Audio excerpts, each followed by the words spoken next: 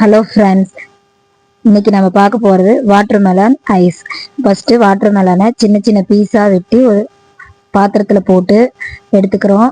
இப்போது நம்ம அதில் 2 ஸ்பூன் சர்க்கரை போட்டுக்கிறோம். அப்புறம் இதை பிளெண்ட் பண்ணி எடுக்க போகிறோம். இப்போது பிளெண்ட் பண்ணதை நம்ம விதை இல்லாமல் வடிகட்டி எடுத்து ஒரு பாத்திரத்தில் ரெடியாக வச்சுக்கலாம்.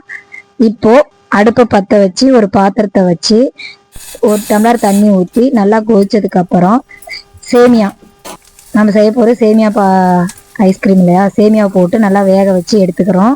இப்போது 2 டம்ளர் பால் அதில் சேர்த்துக்க போகிறோம்.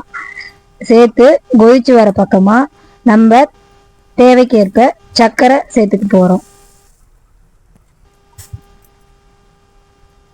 சர்க்கரை சேர்த்துக்கிட்டா தானே ஐஸ் நல்லாயிருக்கும். இப்போது அதிகமாகவும் சேர்த்திக்க கூடாது, மீடியமாக சேர்த்தாதான் ஐஸ் நல்லாயிருக்கும்.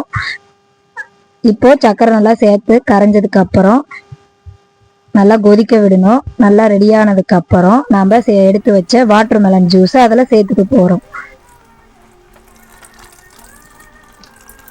அதுவும் ஒரு 2 நிமிஷம் அடுப்புலேயே இருக்கணும். இப்போது நம்ம மோல்டு, ஐஸ் மோல்டு நம்ம வச்சுருந்தா வீட்லேயே வச்சுருந்தாலும் சரி, டம்ளரில் இருந்தாலும் சரி, அதை எடுத்துக்க போகிறோம். அதில் ஃபஸ்ட்டு சேமியாவை நம்ம போட்டுக்கலாம். போட்டதுக்கப்புறம் நம்ம மீதி இருக்கிற அந்த பால் வந்து எல்லா மோல்ட்லேயும் ஊற்றிக்கலாம். ஊற்றினதுக்கப்புறம் இப்போ ஐஸ் குச்சி இருக்குல்ல, அதை வச்சு நம்ம மூடி வச்சிடலாம். சரிங்களா? அதையும் மூடி வச்சதுக்கு அப்புறம் நம்ம ஃப்ரிட்ஜுக்கு எடுத்துட்டு போய் ஃப்ரீசரில் எடுத்து வச்சிடலாம். 10 மணி நேரம் கழிச்சு நமக்கு ஐஸ் ரெடி ஆயிரும்.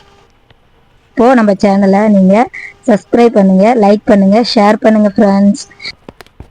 ஐஸ் இப்போ ரெடி ஆயிரும், நம்ம எடுத்து சாப்பிட்லாம்.